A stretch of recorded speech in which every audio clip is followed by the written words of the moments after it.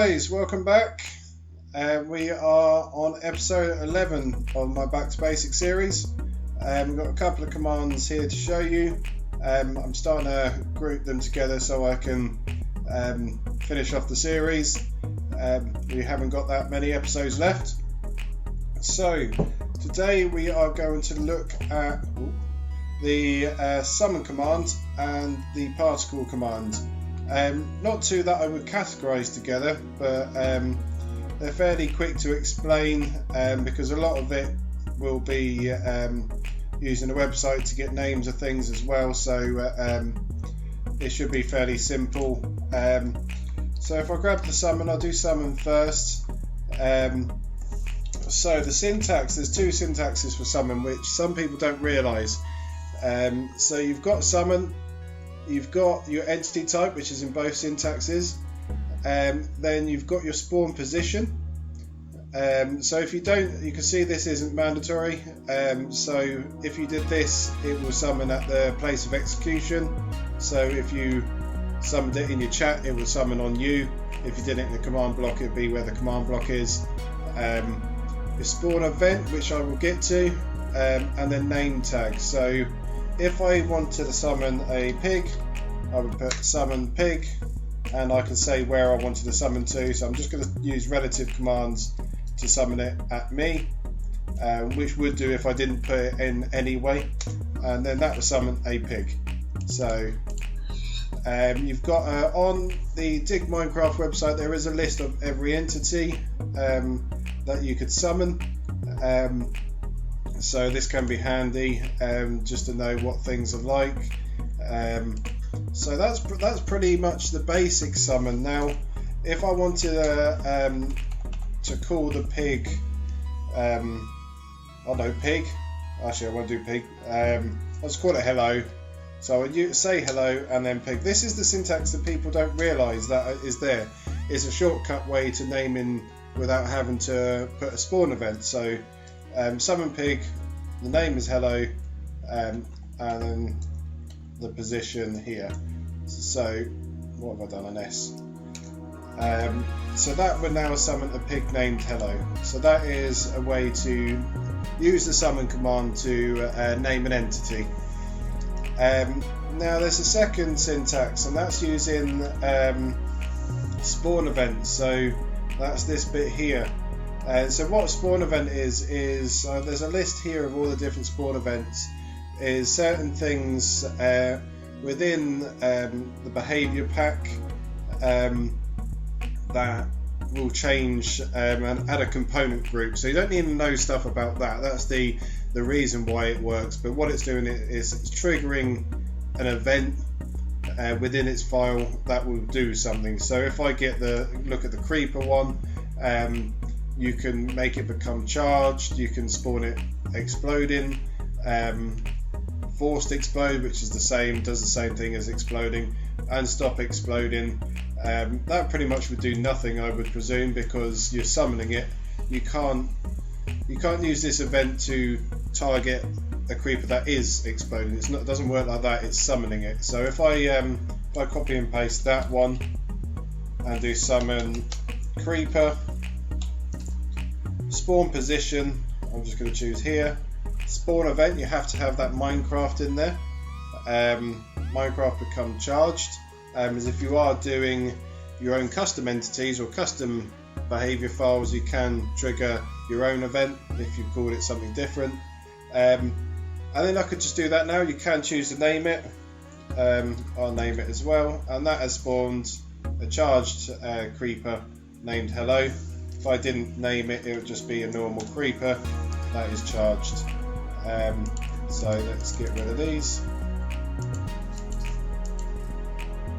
and we'll do one that you probably want to see start exploding.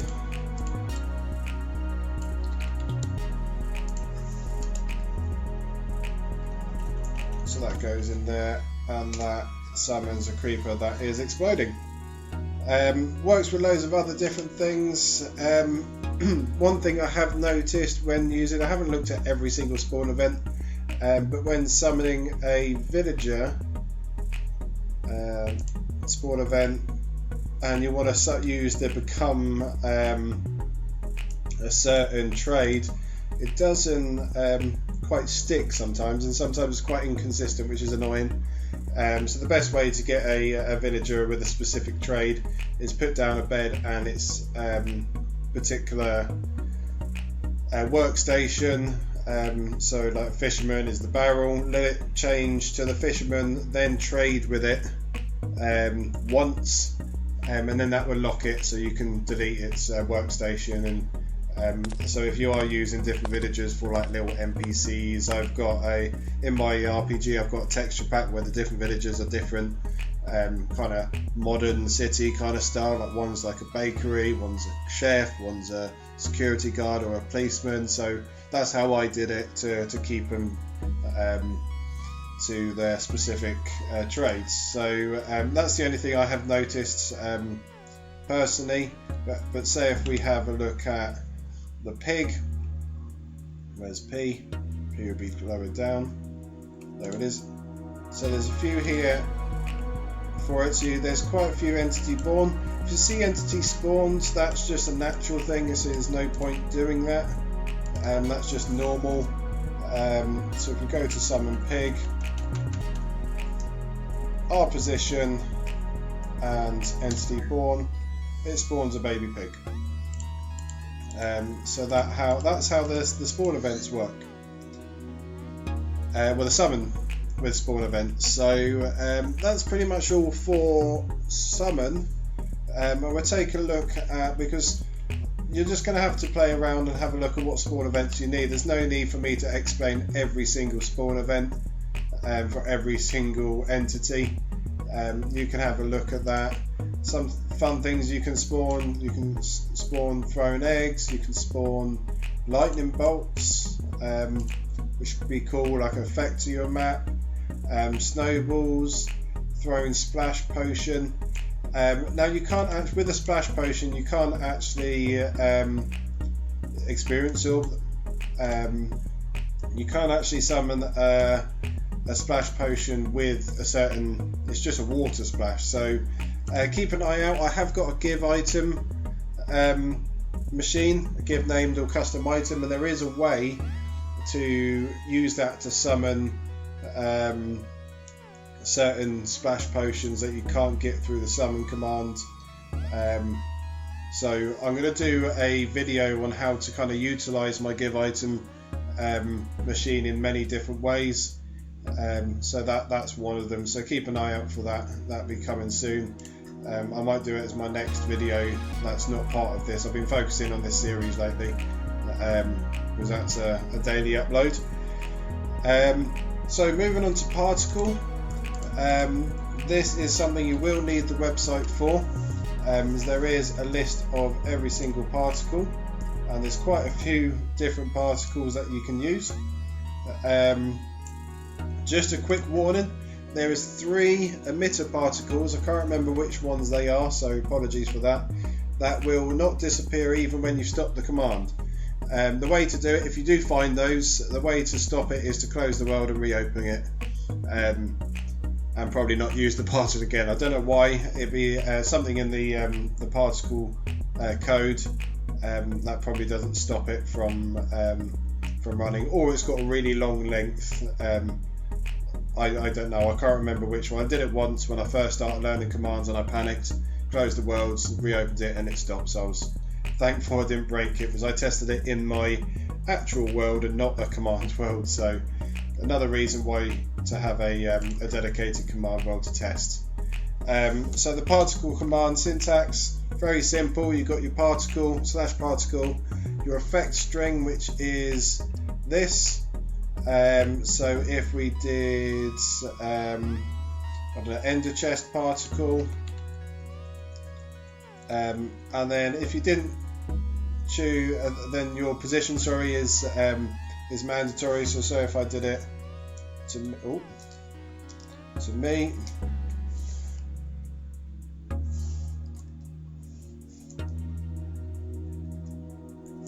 is that not? And what have I done?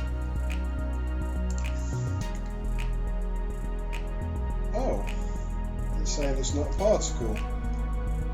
Unexpected in the chests. Oh no, it is working, sorry. I can see it there. That was just an old syntax error. It's probably not the best one to do. Let me put that in a command block.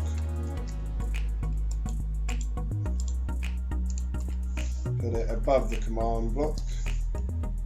I'll just chuck it on repeat. Should be able to see that. There we go. In the chest particles. So that's something handy. That looks quite nice actually. So there's loads of different ones. Again, I'm just like the summon command. I'm not going to go through every single one. Let's have a look at the heart particle. Some of them, if you're putting them in a repeat command block, you're going to want to put a tick delay on. And I'll show you some examples in a second. Like this one, it's constantly doing it. So if I reduce that, say, to 20 ticks, which is 1 per second, it's going to do loads of hearts there. You could probably increase that a bit, but that's the heart particle. So a few cool ones I've done. I've set up a little basic fountain here. I'm no builder, so please don't judge my builds. I'll just whip this up just to show you. So in here I've got a water splash particle that's going 4 blocks above the command block. So if I turn that on, it's got a nice little particle effect. Don't necessarily need the stuff here, but that makes a nice fountain addition. I did this once in my friend's RPG. They wanted a cauldron with lava in it, but when you put lava in a cauldron, it doesn't do the lava particle effects. So this one here, I've just added it. That's quite a lot of spawn there. It really depends how mad you want it to be, but that's the lava particle on a 5. I could, so let's double that. Have a look, and that gives it particle effects. And then the last one is probably the most utilised one. It's the campfire smoke particle, which I've located it at the top of the chimney there. So when I turn that on, that makes a nice chimney. The good thing is, if I grab a campfire and I'll chuck that on the roof here, so you've got both the particle effects. You'll see the ones on the right will disappear first, so I can't see that there, but I can already see the ones on the left still, so they actually render quite far back. See, my other particle is already turned off. I can still see those particle effects. Really depends what you're playing on. I've got an 80, there you go, they're just starting to fade away there. I've got an 80 chunk render distance on my PC, so it really depends on what you're playing on, to whether you'll even see the rest of the stuff that far away. But so doing it through a command actually makes them render further. So that is the particle commands, and we're pretty much done here. Have a play around with all the different particles. There is a huge list of different particles that you can play around with.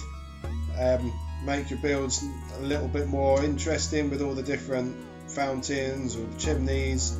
That makes a nice little town and a little chimney, rather than having to wrap so you need a 3x3 chimney to use a campfire, but that you can even do.